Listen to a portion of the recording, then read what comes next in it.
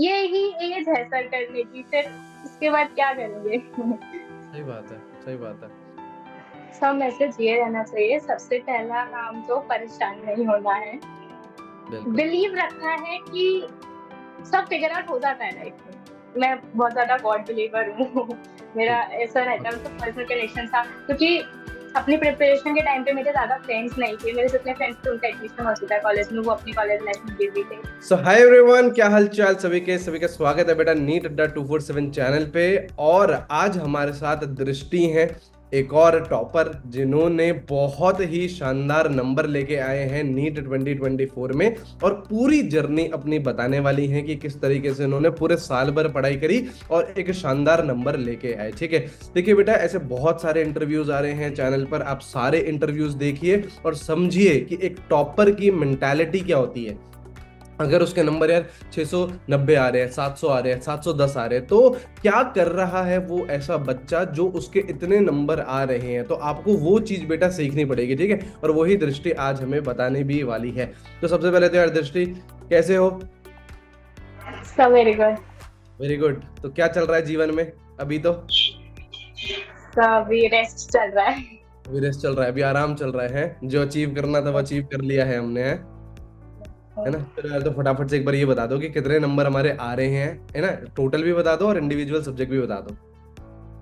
सब अभी कल भी लाइक प्रोविजनल आंसर की आई है, तो उस हिसाब से अभी 696 बन रहे हैं। बहुत अच्छे। एंड केमिस्ट्री में 180, बायो में 355 अरे वाह। एंड में 166, अच्छा, 161। बहुत अच्छा, बहुत अच्छा। वो बोनस मार्क्स का वो रहेगा वहां पे, है अच्छा, ठीक है। तो बहुत अच्छे यार नंबर आप लेके आए हो। केमिस्ट्री में तो 180 में से 180 फोड़ दिया आपने। हाँ, बहुत सही है, बहुत बहुत, है ना। मतलब टीचर को भी खुद यार इतना प्राउड फील होता है कि जब यार स्टूडेंट उसका 180 में से 180 चले जाता है ना। क्योंकि क्योंकि उसको मतलब फिर पूरा आता है, उसको फिजिकल केमिस्ट्री भी अच्छी तरीके से आती है, ऑर्गेनिक भी आती है और इनऑर्गेनिक भी उसने बहुत अच्छी तरीके से पढ़ाई करी है। ठीक है, तो चलो एक बार हम लोग केमिस्ट्री से ही स्टार्ट करते हैं। किस तरीके से पूरे साल भर हमने केमिस्ट्री पढ़ाई करी? सर केमिस्ट्री में 3 पार्ट्स होते हैं, फिजिकल, ऑर्गेनिक, इनऑर्गेनिक। तो फिजिकल के लिए लेक्चर्स अटेंड करे, अपने नोट्स बनाए, उनको शॉर्ट नोट्स में कन्वर्ट करा, फॉर्मूला शीट्स में कन्वर्ट करा, एंड सबसे इम्पोर्टेंट हर चैप्टर कंप्लीट करने के बाद मैं उसके लाइक 100 to 150 क्वेश्चंस लगाती थी।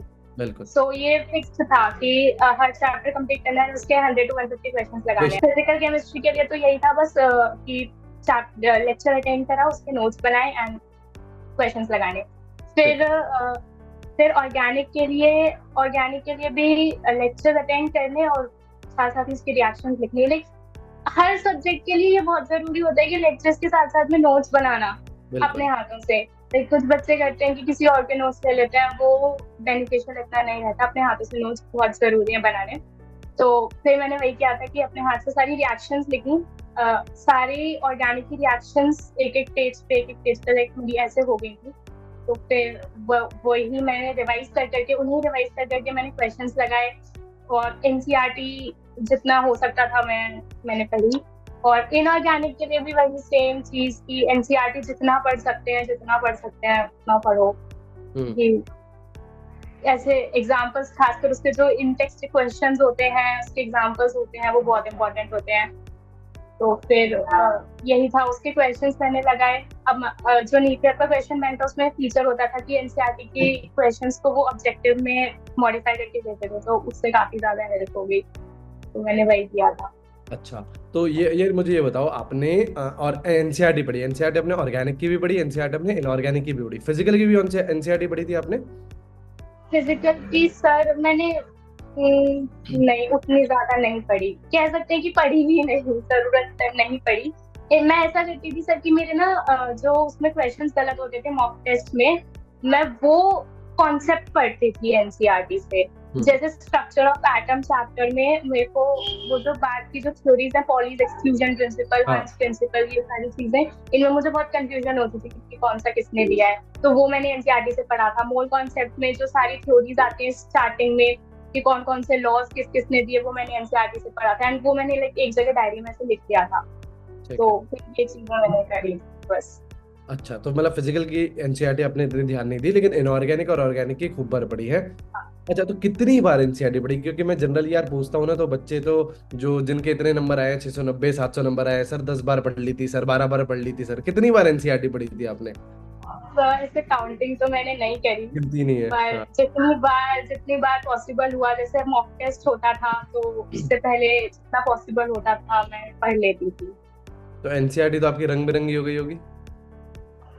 तो नहीं सर, एनसीईआरटी इतनी रंग बिरंगी नहीं हुई, बिकॉज एनसीईआरटी से मैंने बहुत ज्यादा शॉर्ट नोट्स बना लिए थे अपने। राइट। तो फिर एनसीईआरटी में मैं एनसीईआरटी में सिर्फ वो मार्क करती थी जो मेरे टेस्ट में क्वेश्चंस गलत होते थे, ताकि लास्ट मोमेंट पे मैं सिर्फ वो हाईलाइटेड पार्ट पढ़ूं जो मेरा गलत हुआ है।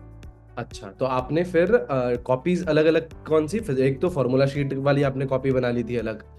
मैंने सर केमिस्ट्री की तो सिर्फ एक डायरी बनाई थी, ठीक है। जिसमें मैंने हाफ ऑफ में डिवाइड कर दिया था, फिजिकल, ऑर्गेनिक, इनऑर्गेनिक के लिए। तो ठीक। फिर मैं वो उसमें पॉइंट्स लिखती जाती थी जो भूलते हो या जो आपको इम्पोर्टेंट लगता था, हाँ वो सारी चीजें लिखते गए हैं। तो वो उस हाँ। डायरी ने आपके एंड डेज में बहुत हेल्प करी होगी रिवीजन के लिए। यस सर, मैंने वही डायरी पढ़ी लास्ट तक जितना हो सकता था। हम्म। कभी ऐसा लगता था सर कि ना क्या कुछ एक्स्ट्रा पढ़ लूं या और कुछ जाके पढ़ लूं, बट फिर ये था कि नहीं, अगर इसमें से कुछ आ गया और वो मुझे याद नहीं आया तो फिर कैसे करूंगी, वो ज्यादा गिल्टी फील होता है फिर। हाँ तो इस हाँ। वजह से मैंने फिर उसी पे फोकस करा। हाँ, तो नहीं, सही है ना यार। आपने जो इनिशियली जो मेहनत करी वो फॉर्मूला बुक बनाने में, वो रिएजेंट्स लिखने में, वो एक्सेप्शंस लिखने में, वो एंड में कितना ज्यादा हेल्प करता है।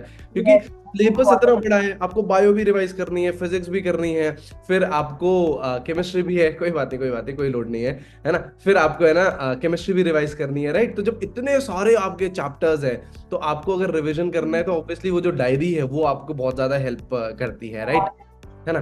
अच्छा, ठीक है। तो यार अभी आपने मॉक टेस्ट के बारे में बताया ना, तो मुझे यार ये बताओ कि आपने कितने मॉक टेस्ट दिए उस टाइम सर पे? मैंने इनको सुनाई नहीं देगा, मैंने ये हाँ बस हाँ। लगा रखी। अच्छा अच्छा अच्छा, ठीक है। तो मैंने अराउंड लाइक 25 से ज्यादा ही मॉक टेस्ट दिए होंगे। मॉक टेस्ट दिए तो क्या यार ऐसा कभी हुआ ही होगा कि जब हम मॉक टेस्ट दे रहे हैं तो एकदम से कम नंबर आ गए और यस, डिमोटिवेट हुए होंगे, ऐसा हुआ? बहुत ज्यादा सर। इनफैक्ट मैंने जो लास्ट के कुछ डेज थे उसमें जो फुल सिलेबस टेस्ट थे ना, वो मैंने ऐसे लगातार दिए थे बिना ब्रेक के। तो फिर ऐसा हुआ था, एक दिन मेरे मॉक टेस्ट में 692 आए एंड नेक्स्ट डे 601 आए। ओ। तो I was like so confused कि मैं अपनी हाँ। प्रिपरेशन को कहाँ जज करूँ। आई वाज डिवास्टेटेड, मुझे कुछ समझ नहीं आ रहा था। ऐसा था, मैंने पेरेंट्स से कहा कि ऐसा नीट में हो गया तो कैसे होगा। मैं बहुत ज्यादा कंफ्यूज थी, बट देन पेरेंट्स ने बहुत ज्यादा सपोर्ट करा कि नहीं नहीं कोई बात नहीं, ये सिर्फ मॉक टेस्ट है और ये डेलिबरेटली ऐसा बनाते हैं ताकि तुम्हें ओवर कॉन्फिडेंस ना आए एंड अपने आप पे बिलीव रखो, अच्छा ही होगा। तो फिर यही था कि बस सर अपनी मिस्टेक्स देखी और उन पे काम करती गई बस। तो एनालिसिस करते थे प्रॉपर है, जैसे सपोज करो आपने 3 घंटे 20 मिनट का तो अपन ने मॉक टेस्ट दे दिया, उसके बाद अपन उसके एनालिसिस करते थे। कितना टाइम लगता था एनालिसिस में, और किस तरीके से आप एनालिसिस करते थे मॉक टेस्ट की? सर टाइम तो ऐसा नहीं था कि मैंने अपना कंस्ट्रेंट कर रखा हो, जितना टाइम लगता था मैं लगाती थी। मतलब ऑन एन एवरेज कितना लग जाता था? ऑन एन एवरेज से कह सकते हैं कि 3 to 4 आवर्स तो मेरे को लगते थे। ठीक है। 3 to 4 आवर्स मैं लेती थी, बिकॉज क्योंकि ऐसा होता था कि जो क्वेश्चंस मेरे सही भी होते थे ना, तो वो भी मैं एक बार उनके एक्सप्लेनेशन देखती थी कि वो तुक्के से सही हुए हैं या फिर सही है। इस वजह से सही कभी है। कभी कोई क्वेश्चन ऐसा सही हो जाता है। तो हाँ। फिर इसलिए मुझे इतना टाइम लगता था। और जहाँ तक एक्सप्लेनेशन की एनालिसिस की बात है, तो जो जो मैं मॉक टेस्ट देती थी उसमें मेरे उनके साथ ऑडियो और वीडियो एक्सप्लेनेशन आते थे, ठीक है। तो मैं वो देखती थी और उनसे ही फिर अपना मिस्टेक्स में देखती थी कि कैसे है। अच्छा, तो यार ये बताओ लास्ट मॉक टेस्ट में कितने नंबर आए थे आपके, नीट से पहले जो लास्ट किया था? हाँ, लास्ट मॉक टेस्ट में मेरे 648 आए थे। 648? एंड आपने नीट में 695 आप लेके आ रहे हो, मतलब 50 नंबर, 48 नंबर्स का आपका जंप। हाँ, क्या बात है, बहुत सही है। ये देखो है ना, ये दृष्टि मैं आपको बताता हूँ, जब मैंने भी बहुत सारे भी इंटरव्यूज लिए हैं ना, ये जनरल ट्रेंड है। मतलब आपका तो खैर आपका बहुत बड़ा जंप है ना, ये सबसे बड़ा जंप आपका ही मैं देख रहा हूँ कि आपने 50 नंबर का नीट के एग्जामिनेशन में जंप लिया है ना। बाकी जितने भी मैंने टॉपर से बात करी ना, तो सबका ऐसा था कि जैसे लास्ट मॉक टेस्ट में 666 आए, तो नीट के एग्जामिनेशन में 690 आए, तो 15-20 नंबर का जंप हर किसी बच्चे का है है ना, और आपका 50 नंबर का है, राइट? तो कैसे, मतलब जो ऑब्वियसली जो यार मॉक टेस्ट हम लोग करते हैं ना, जो मॉक टेस्ट हम लोग भी आपको प्रोवाइड करवाते हैं, वो थोड़ा सा नीट से ऊपर होता ही है ना। तो कहीं ना कहीं पे ये एक्सपेक्टेशन रहती है कि यार कहीं ना कहीं अगर बच्चे के जैसे 650 नंबर आ रहे हैं, तो वो नीट के एग्जामिनेशन में 660, 665, 670 तक वो जाएगा, है ना। तो आपका तो बहुत ही ड्रास्टिक इम्प्रूवमेंट है नीट के एग्जाम में 50 नंबर का, तो आपको तो बहुत ही ज्यादा खुशी होगी उस टाइम पे। तो बिलीव ही नहीं हो रहा था कि मतलब ऐसा हो गया। हाँ, नहीं नहीं यार, इतनी मेहनत आप लोग आपने करी है तो डेफिनेटली उसका रंग तो आएगा ही आएगा, राइट, है ना। फिर आपके बायो में भी बहुत अच्छे नंबर है, 355 आपके बायो में नंबर है, एक ही क्वेश्चन आपका गलत हुआ है, राइट। तो किस तरीके से पढ़ाई करी बायो की? सर बायो की तो जैसे हर कोई बताता है, ऐसे ही करी कि जितना हो सके एनसीईआरटी को पढ़ना पढ़ना। मतलब ऐसा था कि मैंने हर सब्जेक्ट के शॉर्ट नोट्स बना रखे थे। सिंस ये मेरा सेकंड अटेम्प्ट था, तो मैंने अपने फर्स्ट अटेम्प्ट में, मेरे पास बहुत कम टाइम था, तो फर्स्ट अटेम्प्ट में मैंने जो सबसे अच्छी चीज करी, तो मुझे सेकंड अटेम्प्ट में बहुत फायदे करी कि मैंने सारे सारे शॉर्ट नोट्स बना लिए थे सारी चीजों के। तो सेकंड अटेम्प्ट में मेरा उसमें टाइम नहीं गया, मैंने सिर्फ उन्हीं को बार बार पढ़ा और बाकी क्वेश्चंस करे, टेस्ट करे। लोग ना बायो में ज्यादातर बच्चे जैसे थ्योरी पे ज्यादा फोकस करते हैं, क्वेश्चंस उतने नहीं करते, बट क्वेश्चंस भी बहुत इंपॉर्टेंट होते हैं। हमें पता चलता है कि हाँ, हमने एनसीईआरटी का ये पॉइंट छोड़ दिया, हमें लगता है हमने एनसीईआरटी पूरी कवर कर ली, बट कुछ ना कुछ छूट ही जाता है। मुझे लास्ट तक भी मेरा एनसीईआरटी से मुझे ऐसा होता था कि हाँ, ये पॉइंट अभी भी छूट रहा है, तो मैं एनसीईआरटी में वही मार्क कर लेती थी कि ये मैंने गलत किया है उसमें क्वेश्चन। तो वैसे ही फिर जितना हो सकता था उसको पढ़ो पढ़ो पढ़ो और शॉर्ट नोट्स अपने रिवाइज करो, तो फिर ऐसे ही बायो करी।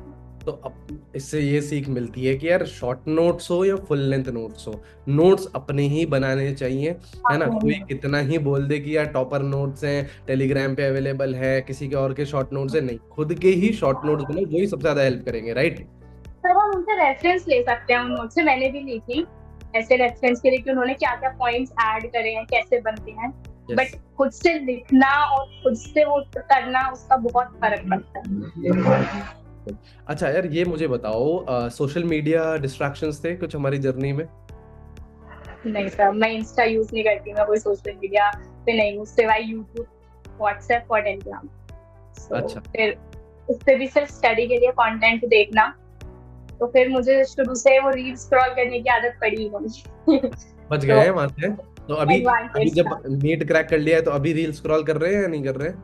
अब कर लेती हूँ। आई मीन इंस्टा तो मैंने अभी भी डाउनलोड नहीं करा है, बट यूट्यूब पे मैं देख लेती हूँ। यूट्यूब पे देख लेते हो, है? हाँ, नहीं, अब कोई दिक्कत की बात नहीं यार, अब जो मेहनत का समय था वो कर लिया, अभी भी करनी है, अभी भी अपन को कॉलेज में जाके मेहनत करनी है, लेकिन अभी रिलैक्सेशन पीरियड है, अभी आप आराम कर सकते हैं, एक अच्छे नंबर लेके आए हो, एक काउंसलिंग आपको अच्छे से अब करनी है, राइट।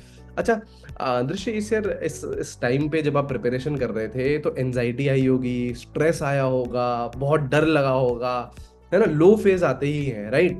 तो उसको कैसे डील करा? सर लो फेज में मेरा एक्चुअली क्या है ना, मेरा मैं बहुत ज्यादा गॉड बिलीवर हूँ।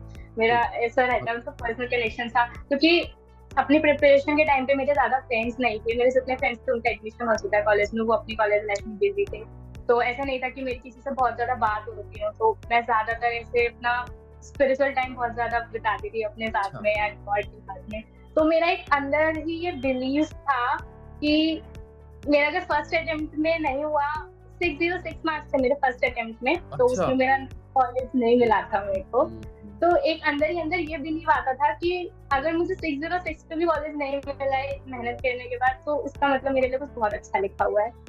तो जब भी मुझे ऐसे एंजाइटी स्ट्रेस आता था, तो थोड़ा बहुत ठीक है, उसको मैं टाइम देती थी, फिर थोड़ा बैठ जाती थी ऐसे कॉपी के साथ छोड़ छाड़ के कि हाँ थोड़ा रो भी लेते थे, थोड़ा सा रोना आता था, बाहर आ जाता है वो सब कुछ। हाँ, सब कुछ बाहर आ जाता, लेकिन उसको ऐसे पढ़ाई पे अफेक्ट नहीं होने देना कि ये आ रहा है तो हम पढ़ाई नहीं करेंगे, फिर तो और ज्यादा आएगा।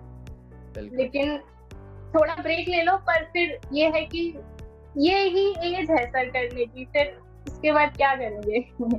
सही बात है, सही बात है। एक राइट एज पे सारी चीजें हो जाए ना। देखिए नीट की एनटीए ने अपर एज लिमिट नहीं लगा रखी है ना, इसका मतलब ये तो नहीं है कि हम 10-10 बार अटेम्प्ट दे रहे हैं, 12-12 बार अटेम्प्ट दे रहे हैं, ये तो ऑब्वियसली उसका मतलब नहीं है, राइट? है ना, एक राइट एज पे जब सारी चीजें हो जाए तो वो ही सबसे बेस्ट है। नीट अगर सिलेक्शन चाहिए नीट में, तो एक डेफिनेट नंबर ऑफ अटेम्प्ट्स में हो जाए। भले ड्रॉप लेना कोई बुरी बात नहीं होती है, कोई बुरी बात नहीं है। अगर आप पूरे साल भर अच्छी तरीके से पढ़ते हो और आपका सिलेक्शन हो जाता है एंड में, तो वो सारी चीजें फ्रूटफुल है। आप जैसे बोल रहे हो आपने 606 में भी कितनी हिम्मत चाहिए, है ना। अभी अभी भी ऐसा ही हो रहा है ना, हमने बहुत सारे बच्चों से ऐसे बातचीत करी है जिनके 610 आ रहे हैं, 615 आ रहे हैं और वो ड्रॉप लेने का सोच रहे हैं, है ना। तो एक एक ड्रॉप है 300 वाला, 300 वाले को तो पता ही है कि मेरे को ड्रॉप ही लेना है। एक है 600 नंबर पे भी आपको ड्रॉप लेना पड़ रहा है, वहां पे ये फील आता है कि यार क्या यार, 4-5 क्वेश्चन अगर और सही हो जाते, है ना, 3-4 क्वेश्चन भी और सही हो जाते, तो मैं इसी साल डॉक्टर बन जाती, राइट, इसी साल मेरा सिलेक्शन हो जाता। लेकिन यस, ये मेरे को आपकी बहुत अच्छी बात लगी कि यार आपने वो पॉजिटिव वे में लिया कि यार जब ये हम बच्चों को भी बोलते हैं, बच्चों को, उसको जो जो 500 नंबर लाया, 550 नंबर लाया, उसको भी बोलते हैं कि भाई तुम बहुत करीब हो सिलेक्शन के, तुम 550 तक पहुंच गए हो, तुम्हें बस अब थोड़ा सा और पुश करना है अपने आप को, और फिर तुम अगली बार सिलेक्शन नहीं, अगली बार तुम रैंक की बातें कर रहे होगे। जैसे दृष्टि आपने 606 पे ड्रॉप लिया, अब आप रैंक की बातें कर रहे हो, है ना, 695 की बातें हो रही है हमारी, है ना, 700 नंबर की बातें हो रही है, राइट। तो यार ये आपका पॉजिटिव एटीट्यूड बहुत ही ज्यादा अच्छा लगा मुझे यार, है ना। अब एक फाइनल मैसेज दे देते हैं हम, है ना। देखो, नीट 2025 वाले बहुत ज्यादा परेशान हैं, है ना। 2026 वालों को भी हम गाइड कर रहे हैं, हम ये इंटरव्यू उनके लिए भी है, लेकिन स्पेशली 2025 वालों के लिए क्या मैसेज रहना चाहिए दृष्टि की तरफ से? सब मैसेज ये रहना चाहिए, सबसे पहला काम तो परेशान नहीं होना है, बिलीव रखना है कि सब फिगर आउट हो जाता है लाइफ में, यस, एंड सब अच्छा ही होता है। अपने लिए ये बिलीव रखना चाहिए कि हम कर सकते हैं। हम क्या करते हैं ना, उसे आउटर मोटिवेशन देखते हैं कि कोई हमें आके बता दे कि हमारा हो जाएगा, पर नहीं, खुद से ये चीज अंदर से आनी चाहिए कि मैं कर रहा हूँ, मैं कर रही हूँ, एंड मैं अपना 100% दे रही हूँ, तो होगा, क्यों नहीं होगा, मेरा नहीं होगा तो किसका होगा। ये बिलीव रखना बहुत जरूरी है, और एक कंसिस्टेंसी से करना है, चाहे मन करे ना करे, बिकॉज मन तो यही कहेगा कि रहने दे, कल कर लेंगे, थोड़ी देर बाद कर लेंगे, बट नहीं, कंसिस्टेंसी बनाए रखनी बहुत जरूरी है। चाहे थोड़ा थोड़ा ही पढ़ो, जितना पढ़ा जा रहा है, बट उसको रखो, बिकॉज एक बार वो जो ब्रेक आ जाता है ना, फिर रीस्टार्ट करना बहुत मुश्किल होता है। तो फिर कंसिस्टेंसी बहुत जरूरी है, and question practice mock test पे सबसे ज्यादा ध्यान देना चाहिए। वो बहुत ज्यादा पावरफुल टूल है एक नीट जैसे एग्जाम को क्रैक करने के लिए, बिकॉज अल्टीमेटली वहां तुम्हें क्वेश्चंस ही सॉल्व करने हैं, तो वो तुम्हारी क्वेश्चन सॉल्विंग एबिलिटी बहुत अच्छी होनी चाहिए। लोग भागते हैं, बच्चे भागते हैं मॉक टेस्ट क्वेश्चन प्रैक्टिस से, बट नहीं, उसको फेस करना बहुत जरूरी है। कोई बात नहीं, देखा जाएगा, अभी तो फेलियर आएगा, नीट में जीती होगी, इस चीज को दिमाग में रख के चलेंगे ना, तो फिर कोई ऐसा बहुत मुश्किल नहीं है, हो जाए। वाह यार, मैं इंस्पायर हो गया यार आपके पॉजिटिव थिंकिंग से, तो है बहुत ही सही दृष्टि यार, है ना। आई होप यार ये जो इंटरव्यूज आ रहे हैं, है ना, आप जैसे जो स्टूडेंट्स हमें टाइम दे रहे हैं, है ना, और पूरे जो आगे के एस्पिरेंट्स हैं उनको गाइड कर रहे हैं, उनको बहुत ज्यादा हेल्प मिलेगी। और बच्चों, ये जो आप इंटरव्यू देख रहे हो, इसको प्लीज लिख लो चीजें, है ना, लिख के रखिए कि यार कहाँ पे कौन सी चीज जिसने क्रैक कर लिया है। देखो, टीचर तो आपको बोलता ही है, टीचर तो देखो क्या होता है ना दृष्टि, टीचर तो ये बोल ही रहे, हम तो हमेशा ही बोलते थे कि है ना, क्वेश्चन प्रैक्टिस थ्योरी भैया कम रखो, क्वेश्चन प्रैक्टिस पे ध्यान लगाओ, तो वो ही सॉल्व करने हैं आपको नीट के एग्जामिनेशन में, तो अल्टीमेटली क्वेश्चंस आपको ज्यादा करने चाहिए। बच्चा सुन लेता है, बच्चे को बहुत मजा आता है सुनने में, हर टीचर ने बोल दिया, है ना, लेकिन इतना ज्यादा रिलेट नहीं करता। और वहीं पर ही कोई टॉपर स्टूडेंट है जैसे आपने, जिसने नीट क्रैक कर लिया, वो बोलेगा कि यार हाँ देखो, क्वेश्चन प्रैक्टिस पे ध्यान लगाओ, मॉक टेस्ट से डरो नहीं, तो उसका एक अलग ही इम्पैक्ट रहता है, ठीक है। तो थैंक यू वेरी मच दृष्टि, आई होप इससे, इस इंटरव्यू से बहुत सारे एस्पिरेंट्स सुधरेंगे, जिनकी पढ़ाई ऑफ ट्रैक चली गई थी वो वापस से ट्रैक पर आएंगे और भागने लगेंगे, और नीट 2025-2026 फोड़ेंगे। और मे भी हो सकता है बहुत सारे जो बच्चे देख रहे हैं वो आपके जूनियर बने कॉलेज में, किसी कॉलेज में, है ना। तो सबको मेरी तरफ से यस है ना। तो दृष्टि, आपको कोई भी कभी भी हेल्प चाहिए, है ना, क्योंकि अभी आपकी काउंसलिंग चलेगी, है ना, सारी चीजें आएंगी, है ना, तो आपको कोई भी हेल्प चाहिए पूरी कंपनी आपके लिए अवेलेबल है, हम टीम आपके लिए अवेलेबल है, मैं आपके लिए अवेलेबल हूँ। आपको जो भी हेल्प चाहिए आप डेफिनेटली हमें बताइए। बेस्ट से बेस्ट काउंसलिंग हम आपकी करवाएंगे ताकि आप लोगों की बहुत अच्छे से आप बहुत अच्छे गवर्नमेंट कॉलेज में पहुंच सको, है ना। और मार्क्स तो आप लाए हो शानदार, है ना। Oh thank you for joining यार, थैंक यू। और ऐसे ही अपन लोग मिलते रहेंगे और मुलाकात होती रहेगी, right. Yes sir. Welcome, thank you everyone for joining, thank you, bye bye bye bye bye.